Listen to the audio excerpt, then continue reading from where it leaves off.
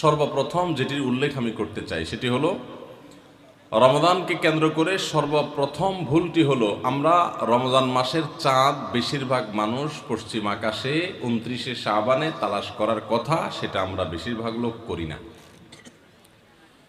একটা সময় গ্রামে শহরে সব জায়গায় মানুষ চাঁদ তালাশ করত, যখন ফেসবুক ছিল না, যখন ইউটিউব ছিল না বা সোশ্যাল মিডিয়ার এত ব্যবহার শুরু হয়নি, তখন গ্রামে শহরে সর্বত্র মানুষ চেষ্টা করত পশ্চিম আকাশে একটু চাঁদ তালাশ করার।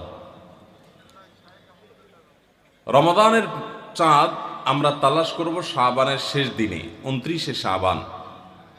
এই চাঁদ তালাশ করাটা একটা ইবাদত, একটা নেক আমল।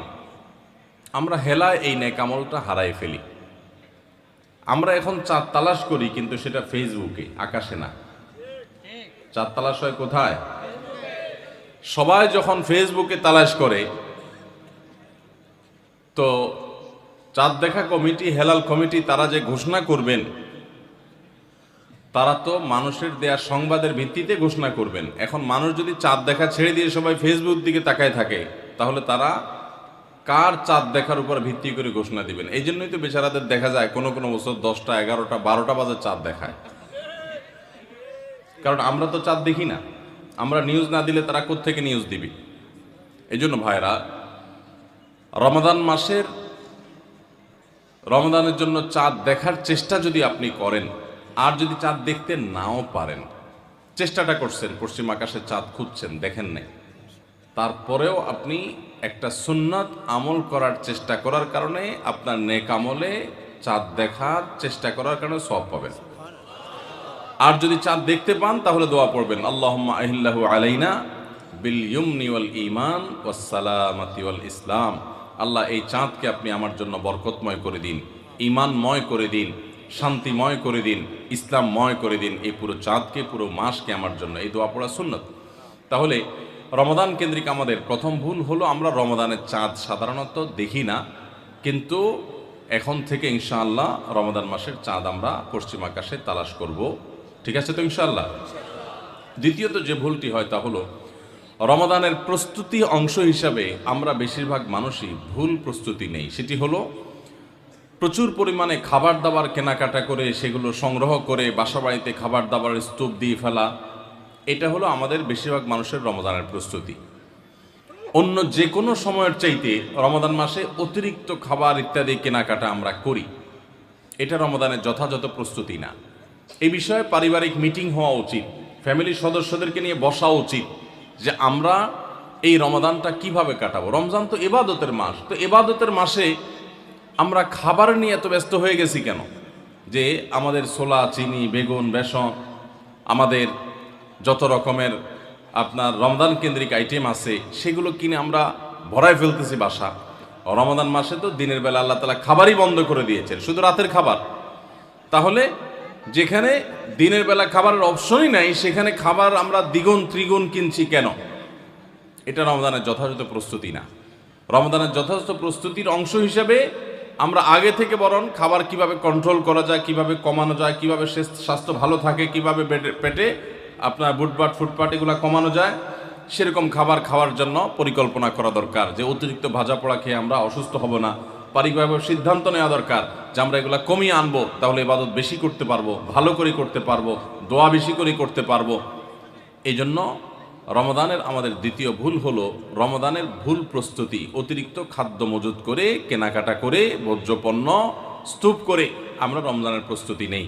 এই জায়গাটা থেকে আমাদের সরে আসতে হবে যদি অর্থবহ রমাদান কাটাতে হয়। এই ভুলটা সংশোধন করতে হবে। নাম্বার 3, অনেক বাবা মা আছেন, তাদের যে সমস্ত বাচ্চারা একটু কষ্ট করলেও রোজা রাখতে পারে, সেই সমস্ত বাচ্চাদেরকে অনেক বাবা মা নিজেরা রোজা রাখতে দেন না।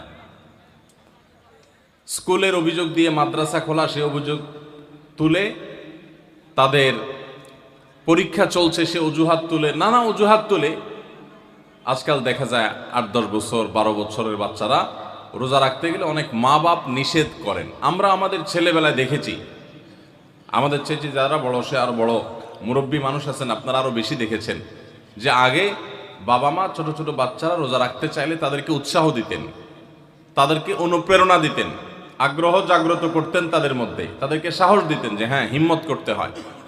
এখন বেশিরভাগ বাবা মা তাদের সন্তানদেরকে রোজা রাখতে উৎসাহিত করে না, বরং বাচ্চারা রোজা রাখতে গেলে তারা বলে না, রাখার দরকার না, তুমি ভেঙে ফেলো। মনে রাখবেন, সাহাবা একরামের একটি কমন আমল ছিল, তারা রমজান মাসের রোজা তো বটেই, এমনকি আশুরার রোজা, এগুলো পর্যন্ত, নফল রোজা পর্যন্ত তারা তো রাখতেন, তাদের বাচ্চাদেরকে রাখাতেন এবং বিভিন্ন রকমের খেলনা ইত্যাদি দিয়ে বাচ্চাদেরকে ভোলানোর চেষ্টা করতেন। সেই সাহাবীরা যাদেরকে তাদের মা বাবারা শৈশবে, কৈশোরে রোজা রাখার ব্যাপারে উৎসাহ দিয়েছেন, প্রেরণা দিয়েছেন, শিক্ষা দিয়েছেন, সাহস জুগিয়েছেন, তারাই কিন্তু বিশ্বটা জয় করেছে। কারণ কষ্ট করা শিখেছে, কষ্ট সহিষ্ণু হয়েছেন, ধৈর্য ধারণ করা শিখেছেন। রোজা রাখা মানে সংযম, এই সংযম শিখেছেন। ক্ষুধা হবে, খাবারও সামনে থাকবে, কিন্তু খাওয়া যাবে না। এই যে সংবরণ, এই যে সংযম, এই যে ধৈর্য, এই যে সহনশীলতা, এটার চর্চা করা যখন মা বাপরা শিখিয়েছেন, সেই সাহাবীদের সন্তানরাই কিন্তু অর্ধ পৃথিবী জয় করে ছেড়েছেন। আর আজকে আমাদের সন্তানদেরকে আমরা রোজা রাখাই না কেন? আমাদের মায়া হয়, ছেলেটার মুখটা ফ্যাকাশে হয়ে যাবে, মেয়েটার মুখটা শুকায় যাবে, আমার কাছে ভালো লাগবে না। আমি সবসময় বলার চেষ্টা করি, দেখুন, আমাদের সন্তানদেরকে ভোগ শেখাবার প্রয়োজন নাই, ভোগ এটা শেখানোর দরকার হয় না। ভোগ করতে সবাই পারে, এটার জন্য যোগ্যতা লাগে না। ত্যাগ সবাই পারে না, ত্যাগটা শেখাইতে হয়। আপনার ছেলে মেয়েকে খাওয়া পড়ায় মোটা তাজা করবেন, এটার জন্য কোনো যোগ্যতার দরকার নাই। এটা গরু ছাগল পশু পাখি প্রাণী তারাও পারে, মানুষ তো পরের কথা। খাইতে কে না পারে? সবাই পারে। কিন্তু খাবার আছে, তবু আমি আল্লাহর নির্দেশে নিজেকে সংবরণ করব। একটা নির্দিষ্ট সময় সূর্য ডোবার আগ পর্যন্ত আমি খাবো না। এই যে ধৈর্য, এই যে সহনশীলতা, এই যে আত্মনিয়ন্ত্রণ, এই যে কন্ট্রোল, এই জিনিসটা আপনার বাচ্চার জীবনে অনেক গুরুত্বপূর্ণ একটা ব্যাপার। এটা তার জন্য অনেক বেশি জরুরি, তার কারণ তার সারা জীবন সামনে পড়ে আছে। তার জীবনে যা চাইবে সে সব কিছু পাবে না, বহু কিছু তার চাওয়ার সাথে পাওয়ার মিল থাকবে না। তার জীবনে অনেক সংগ্রাম করতে হবে, অনেক ইচ্ছা বিরুদ্ধ বিষয় তার সামনে এসে দাঁড়াবে। তখন সে সংযমী হতে পারবে, আত্মনিয়ন্ত্রণ করতে পারবে, ধৈর্য ধারণ করা শিখতে পারবে। আপনি যদি তাকে রোজা শিখান, আপনি তাকে যদি সওম শিখান, আপনি যদি তাকে বিরত থাকা শিখান, আপনি যদি তাকে সংযমের এই ইবাদত শেখান, আর যদি শুধুমাত্র ভোগ শিখান, বাচ্চা মুখ দিয়ে বাইর করলো আর আপনি অস্থির হয়ে গেছেন তাকে দেওয়ার জন্য, চোখ দিয়ে কোনো দিকে তাকাইলে তো সে কেনার জন্য আপনি পাগল পরা হয়ে গেছেন, এমনকি হালাল হারাম পর্যন্ত বাছ বিচার করছেন না। বাচ্চা যা চাচ্ছে তা দিচ্ছেন, যা চাচ্ছে না তাও দিচ্ছেন। এই যে ভোগবাদের ভিতরে নিজেও হাবুডুবু খাচ্ছেন, বাচ্চাকেও হাবুডুবু খাওয়াচ্ছেন, এর মাধ্যমে আপনার বাচ্চা কখনো যোগ্য মানুষ হবে না। আপনার বাচ্চা আর যা হোক, বিশ্বজয়ী সাহাবা একরামের সেই অনুসরণকারী বাচ্চা হতে পারবে না। তাদেরকে যদি আপনি সংগ্রাম শেখাতে চান, ভোর রাতে ঘুম থেকে জাগতে শেখান, ভোর রাতে উঠতে শিখান, আরামের ঘুম ছাড়া শিখান, আরামের কম্বল ত্যাগ করা শিখান। খাবার সামনে আছে, পানীয় সামনে আছে, ক্ষুধাও আছে, তৃষ্ণাও আছে, তারপরও সে খাবে না, এই সংযম শিখান। এরা দেখবেন পৃথিবীর নানা বাধার পাহাড় তারা ডিঙাতে শিখবে, নানা বাধার প্রাচীর তারা ডিঙাতে শিখবে, অতিক্রম করতে শিখবে। গোটা ইসলামটা আমাদেরকে কন্ট্রোল শিখায়। ভোগবাদী পৃথিবী আমাদেরকে শুধুমাত্র ভোগের উন্মাদনায় মাতাল হতে শিখায়, ইসলাম কন্ট্রোল করতে শিখায়। ভোগের উন্মাদনায় যখন মাতাল হয়ে যায় মানুষ, তখন তার দ্বারা পৃথিবীতে বড় কোনো কাজ করা সম্ভবপর হয় না। আজ গোটা পৃথিবীতে আমরা মুসলমানরা যেসব কারণে পিছিয়ে আছি, তোর মধ্যে থেকে একটা হলো এটা যে আমরা ভোগবাদের হাবুডুবু খাচ্ছি। আমরা ইসলামের যে নিয়ন্ত্রণ, আত্মনিয়ন্ত্রণ করার চর্চা এবং এর ট্রেনিং, এর প্রশিক্ষণ পাওয়ার কথা, সেটা আমরা নিচ্ছি না। রমাদান উপলক্ষে আমাদের বড় ভুল হলো যে আমরা নিজেরাও সিয়াম কি বলে সেটা বুঝার চেষ্টা করি না। রোজা কিন্তু আমাদের সাথে কথা বলে। রোজা বলে, দেখো তুমি রোজা রেখে তুমি পান করছো না, তোমার তৃষ্ণা আছে, রুমে কেউ নাই, ফ্রিজে ঠান্ডা পানি আছে, চাইলেই খাইতে পারো, কিন্তু তুমি খাচ্ছ না। তোমার ঘরে কেউ নেই, পেটে ক্ষুধা আছে, আবার হাতের কাছে খাবারও আছে, তারপর তুমি খাচ্ছ না। কেন? আল্লাহ নিষেধ করেছেন সেজন্য। তো এখান থেকে শিক্ষা গ্রহণ করে তোমার সামগ্রিক জীবনে আল্লাহর সমস্ত নিষিদ্ধ বিষয় থেকে বেঁচে থাকার যে ট্রেনিং এবং চর্চা, সেটা তুমি গ্রহণ করবা। এই কথাই রোজা আমাদেরকে প্রতিনিয়ত বলে। তো এই জন্য রমাদান কেন্দ্রিক আমাদের একটা বড় ভুল হলো এই রোজার বার্তাটা আমরা নিজেরাও গ্রহণ করতে পারি না। আমাদের শিশুরা, বিশেষ করে যারা রোজা রাখার উপযোগী হয়, আমি 2 বছর 3 বছরের শিশুকে তো রোজা রাখার কথা বলি না, ইসলামও সে কথা বলে না, কিন্তু আপনার বাচ্চা যখন 8-10 বছর বয়স হয়ে যায়, যখন থেকে 7-8 বছর পার হয়ে যাওয়ার পর সে রোজা রাখতে শিখে, একদিন হয়তো সে জোহর পর্যন্ত রাখবে, এরপর ভেঙে ফেলবে, কোনো গুনাহ হবে না। আরেকদিন হয়তো সে আরেক ঘন্টা বেশি রাখবে, আরেকদিন হয়তো আসর পর্যন্ত রেখে ভাঙার মতো অবস্থা তৈরি হবে, প্রয়োজনে ভেঙে ফেলবে, এরপর আস্তে আস্তে সে রোজা রাখা শিখবে। এই বাচ্চা যে কষ্ট করা শিখে, যে ধৈর্য ধরা শিখে, যে ক্ষুধার কষ্ট এটা নিয়ন্ত্রণ এটা বুঝে, সেই বাচ্চা অনেক বড় কিছু করতে পারবে, তার দ্বারা ভালো কিছু হবে। তো আমাদের বাচ্চাদেরকে রোজা রাখতে চাইলে তাদেরকে আমরা আরো বেশি উৎসাহ দেব, অনুপ্রেরণা দেব, সাহস দেব, তাদেরকে ভুলানোর চেষ্টা করব। এরা ইনশাআল্লাহ খাঁটি মুসলমান হতে পারবে, যোগ্য মানুষ হতে পারবে। তাহলে রমজান কেন্দ্রিক আমাদের এই ভুলটা একটা বড় ভুল, যে আমরা আমাদের সন্তানদেরকে দেখা যায় রোজা রাখার ব্যাপারে উৎসাহ দেই না, বরং অনেকে নিরুৎসাহ দেই। মনে রাখবেন, কোনো বাবা, কোনো অভিভাবক যেন বাচ্চাদেরকে নিরুৎসাহিত আমরা না করি। 4 নম্বর রমাদান কেন্দ্রিক আমাদের ভুল হলো, আমরা অনেকে মনে করি ভোর রাতে আমরা যখন সাহারি খাইতে উঠি, সাহারি খাওয়ার পর আমাদের মুখে রোজার নিয়ত করা লাগে। এটা আমরা অনেকে এখনো মনে করি, নাওয়াইতু আন আসুমা গাদান, এরপরে কি মিন শাহরি রমাদান। দেখছেন সবার কড়া কড়া মুখস্থ, মাশাআল্লাহ। হ্যাঁ, মাসনুন দোয়ার কথা যদি জিজ্ঞাসা করি তাহলে অনেকেই বলতে পারবেন না, কিন্তু যে দোয়ার কোনো ভিত্তি কোরআন হাদিসে কোথাও নাই, ওইটা সবার মুখস্থ। নকলটা সবার মুখস্থ, আসলটার খবর নাই। রমজান মাসে বা রমজানের বাইরে কোনো সময় রোজার নিয়ত মুখে উচ্চারণ করা, এই যে নাওয়াইতু আন আসুমা গাদান মিন শাহরি রমাদান, আরো কি কি আছে, এরকম কোন দোয়া পড়ার কথা কোরআন কিংবা হাদিসে কোনো নির্দেশ আমাদেরকে দেওয়া হয় নাই। আপনি সাহারি খাইতে উঠছেন কি জন্য? রোজা রাখার জন্য। রমজান রোজা রাখার উদ্দেশ্যে সাহারি খাইতে উঠছেন, বাস এটাই নিয়ত। নিয়ত মানে মনের উদ্দেশ্য, নিয়ত মানে কি? মনের উদ্দেশ্য। অতএব সে উদ্দেশ্য আছে, তাতে নিয়ত হয়ে গেছে। মুখের নিয়ত করাটাকে যারা জরুরি বা আবশ্যক মনে করেন, তারা অবশ্যই ভুলের মধ্যে আছেন, এবং এটাকে জরুরি আবশ্যক বানানোর কারণে বেদাত হতে পারে, বরং গুনাহ হতে পারে। রমাদান কেন্দ্রিক একটা ছোট ভুল বলা যেতে পারে যে এই মুখে নাওয়াইতু আন আসুমা দোয়া পড়াটাকে আমরা জরুরি মনে করি। অনেক ক্যালেন্ডার ইত্যাদি দেখবেন এরকম, রমজানের ক্যালেন্ডার, ইফতার সাহরির ক্যালেন্ডার, ওখানে দেখবেন এরকম দোয়া দেওয়া আছে। এই দোয়ার কোনো ভিত্তি কোরআন অথবা হাদিসে নাই। নকল জিনিস বোঝার একটা সহজ পদ্ধতি বলি, এই যে দোয়া আছে নাওয়াইতু আন আসুমা গাদান, এই দোয়ার শেষে হাদিসের কিতাবের নাম, বইয়ের নাম, হাদিস নম্বর, কোনো রেফারেন্স দেখবেন না। বুঝতে পেরেছেন? এটা হলো মেড ইন জিনজিরা জিনিস আইটেম যেরকম দেখেন না, ওই রকম। তো এই জন্য এটাকে একটা আমরা ছোট ভুল বলতে পারি রমাদান কেন্দ্রিক, যে আমরা মুখে নিয়ত করাকে অনেক আবশ্যক মনে করি। 5 নম্বর রমাদান কেন্দ্রিক আমাদের ভুল হলো, আমরা বেশিরভাগ মানুষ, শতকরা হয়তো 90%-এরও বেশি মানুষ, আমরা যারা রোজা রাখি, আমরা শুধুমাত্র পেটের রোজা করি। রোজাটা শুধু পেটের না ভাই, রোজাটা পুরো বডির, রোজাটা পুরো শরীরের, মাথা থেকে পা পর্যন্ত শরীরের প্রত্যেকটা অঙ্গের রোজা আছে। আমরা শুধু পান বা আহার থেকে, যৌনাচার থেকে বিরত থাকাটাকে রোজা মনে করি। আপনি চোখ দিয়ে মোবাইলে হারাম জিনিস দেখলেন, যেই মেয়েকে দেখা আপনার জন্য অ্যালাউড না, আপনি তার ছবি দেখলেন, ভিডিও দেখলেন, সেটা নাটকের নামে, সিনেমার নামে, কোনো ভিডিওতে, কোনো শর্ট ভিডিওতে, টিকটকে, কোনো জায়গায় আপনি দেখলেন, আপনি অনলাইনে অফলাইনে দেখলেন, তাহলে আপনার চোখের রোজা নষ্ট হলো। আপনার হাতের রোজা নষ্ট হবে যদি হাত দিয়ে কোনো গুনাহের কাজ করেন। পাও দিয়ে যদি কোনো অন্যায়ের পথে যান, পায়ের রোজা নষ্ট হবে। কান দিয়ে যদি আপনি মিউজিক শুনেন, আপনি গান শুনেন মিউজিক সহ, আপনি হারাম কিছু শুনেন, গীবত শিকায়াত শুনেন, তাহলে সেক্ষেত্রে কানের রোজা নষ্ট হবে। ঠিক একইভাবে আপনি মুখ দিয়ে খারাপ কোনো কথা বললেন, কটু কোনো কথা বললেন, গালিগালাজ করলেন, কারোর সাথে ঝগড়াঝাটি করলেন, তাহলে আপনার মুখের রোজা নষ্ট হবে। পুরো শরীরের প্রত্যেকটা অঙ্গ প্রত্যঙ্গের রোজা আছে। আমাদের রোজার দুইটা দিক, একটা হলো রোজার বডি, একটা হলো রোজার স্ট্রাকচার, আর একটা রোজার ফিনিশিং। স্ট্রাকচারটা দাঁড়াবে আপনি সবে সাদেক থেকে নিয়ে, সাহারি থেকে নিয়ে ইফতারি পর্যন্ত আপনি কিছু পান করলেন না, আহার করলেন না, এবং যৌনাচার থেকে বিরত থাকলেন, বৈধ সেটা থেকেও বিরত থাকলেন, তাহলে আপনার রোজার স্ট্রাকচারটা দাঁড়িয়ে গেল। কিন্তু এই রোজা বা সিয়ামের ফিনিশিংটা হবে তখন যখন আপনার মাথা থেকে পাওয়া পর্যন্ত শরীরের প্রত্যেকটা অঙ্গ প্রত্যঙ্গের রোজা রাখবেন। শরীরের প্রত্যেকটা অঙ্গ প্রত্যঙ্গে যখন আপনি গুনাহ থেকে বাঁচাবেন তখন আপনার রোজাটা পূর্ণতা পাবে।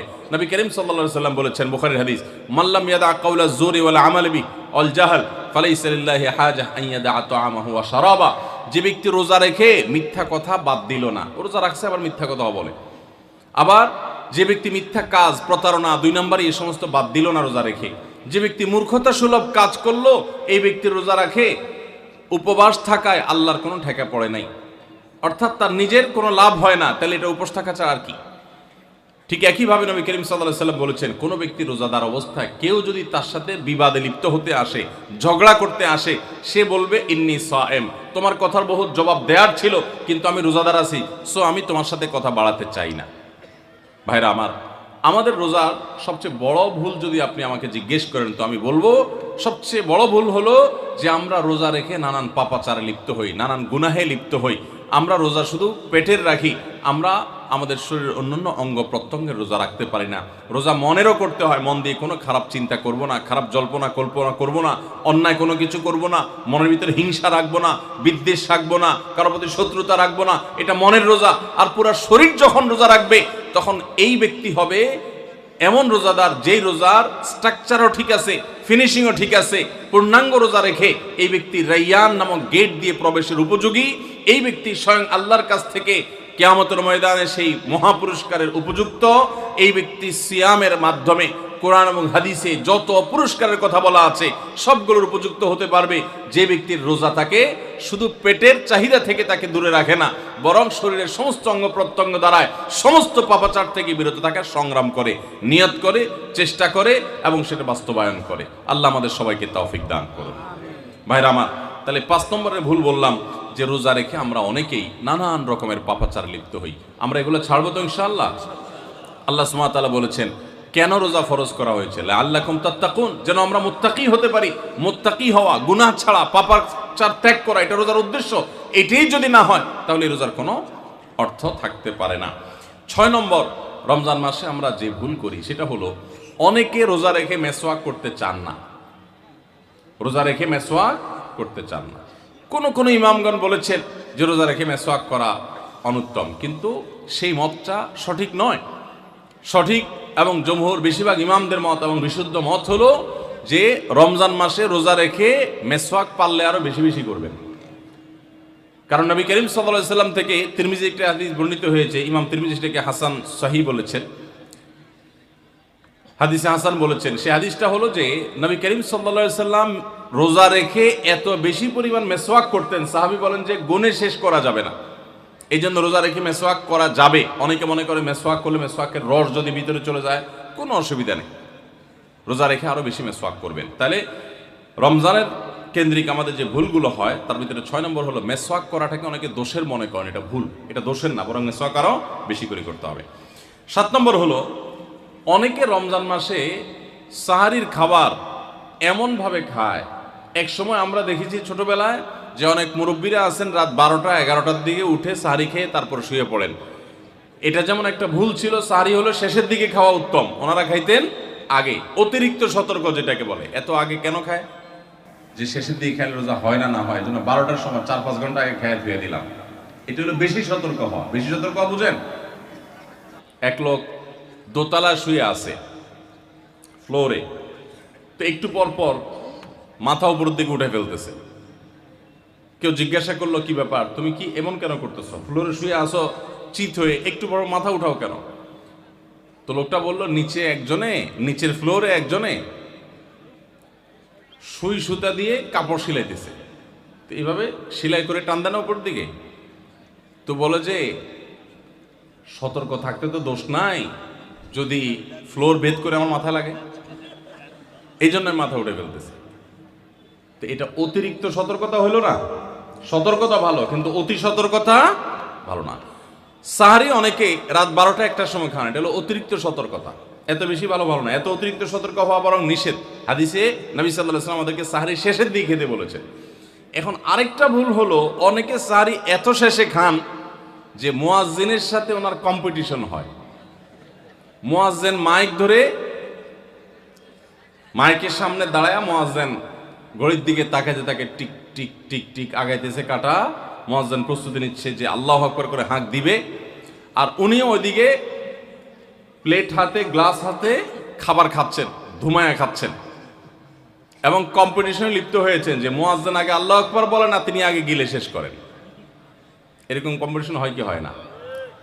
বেশিরভাগ লোক, বিশেষ করে আমাদের যে কোনো কাজে আমরা একেবারে শেষ মুহূর্ত পর্যন্ত না ঠেকালে ভালো লাগে না। এই যে একদম আজান হওয়ার আগ মুহূর্ত পর্যন্ত খেতে থাকা, অনেক সময় দেখা যায় যে ভিতরে যাইতে যাচ্ছে আজান পড়তেছে, এখনো আমার গলার নিচেও নামে না, এদিকে আল্লাহু আকবার শুরু করে দিছি, আল্লাহু আকবার শুরু করতেছে তখনও চাপাই দিছি, এবার ফালাই দিছি। দেরিতে সাহারি খাওয়া সুন্নাত, এর মানে এই না যে এত দেরি করবেন যে মুয়াজ্জিনের সাথে আপনি চোর পুলিশ খেলাবেন। এত দেরি করা এটা অবশ্যই সুন্নাহ নয়। নবী করিম সাল্লাল্লাহু আলাইহি সাল্লাম সাহারি খেয়ে শেষ করার পর ফজরের নামাজ পড়তেন, মাঝখানে 50 আয়াত পড়ার মতো গ্যাপ থাকতো। 50 আয়াতের গ্যাপ মানে হলো 5 থেকে 7 মিনিট এভারেজ, এরকম গ্যাপ তিনি দিতেন, তারপর তিনি নামাজ পড়তেন। তো এই জন্য ভাইরা আমার, আমরা বলতে পারি যে 7 নম্বরের ভুল হলো আমরা অনেকেই রমজান মাসে সাহারির খানা খেতে খেতে একেবারে আজান পর্যন্ত ঠেকাই দিই। এত দেরি করা আবার ঠিক না। 8 নম্বরের ভুল হলো অনেকে গোসল ফরজ হলে মনে করেন যে এই অবস্থা সাহারি খাওয়া যায় না। এটা ভুল ধারণা। আপনার রমজানের রাতের বেলা গোসল ফরজ হয়েছে, আপনি এখনো গোসল করতে পারেন না, এদিকে সাহারির খানার সময় চলে যাচ্ছে, তাহলে আপনি আগে সাহারির খানা খেয়ে নেন, সাহারি খেয়ে তাড়াতাড়ি গোসল করে তারপর ফজর নামাজ পড়তে যান, কোনো অসুবিধা নেই। এমনকি যদি আজান হয়ে যায়, আপনি গোসল এখনো করতে পারেন নাই, তাতেও সমস্যা নেই। আমরা অনেকে এটাকে সমস্যা মনে করি। সেই সাথে আরেকটা ভুল ধারণা হলো, অনেকে মনে করেন রমজান মাসে দিনের বেলায় স্বপ্নদোষ হলে বোধহয় রোজা ভেঙে যায়। স্বপ্নদোষ হওয়ার কারণে রোজা ভাঙে না। স্বপ্নদোষ হয়েছে, আপনি রোজা কন্টিনিউ করবেন, এই রোজা রাখতেও হবে না, কোনো অসুবিধা নেই, কারণ এটা আপনার ইচ্ছায় না। 9 নম্বর ভুল হলো, আমরা অনেকে যদি সাহারি খাইতে না পারি তাহলে আর ওই দিন রোজা রাখি না। অনেক লোক আছে বলে যে আজকে সাহারি খাইতে পারি না, এই জন্য রোজা রাখি না। তো সাহারি না খাইতে পারলে রোজা রাখবেন না কেন? সাহারি খাওয়াটা সুন্নত আর রোজা রাখাটা ফরজ। আপনার সুন্নত ছুটে গেছে, কোনো অসুবিধা নেই। সাহারি না খেলে রোজার কোনো অসুবিধা নাই। সাহারি খাওয়াটা উত্তম। নবী সাল্লাল্লাহু আলাইহি ওয়াসাল্লাম বলেছেন, তাসাহহারু ফাইন্না ফিস সাহুরি বারাকা, তোমরা রাতের শেষ বেলার খানাটা, সাহারির খানাটা খাবা, এটাতে বরকত আছে, কল্যাণ আছে। দুপুরের খানায় বরকতের কোনো ঘোষণা নাই, অন্য কোনো খানায় বরকতের কোনো ঘোষণা নাই, কিন্তু সাহারির খানাতে বরকতের ঘোষণা আছে। এই জন্য আমরা সাহারির খানাটা মনে না চাইলেও অল্প স্বল্প কিছু হলেও মুখে দেওয়ার চেষ্টা করব, কারণ সেখানে বরকত আছে, কল্যাণ আছে। কিন্তু কোনো কারণে সাহারি মিস হয়ে গেছে, ঘুম থেকে উঠতে পারেন নাই, আজান হয়ে গেছে, তাহলে এই অজুহাতে রমজানের ফরজ রোজা না রাখার কোনো সুযোগ নাই। কষ্ট একটু বেশি হতে পারে ওই দিন, তাতে কিছুই হবে না, আমরা একেবারে মরে যাব না। ধৈর্য ধরা শিখতে হবে। ইমানদারকে আল্লাহ তাআলা সবর করা শেখাচ্ছেন রমজানের মাধ্যমে। এই জন্য ভাইরা, কোনোদিন সাহারি মিস হইলে ওই দিন রোজা মিস করা যাবে না।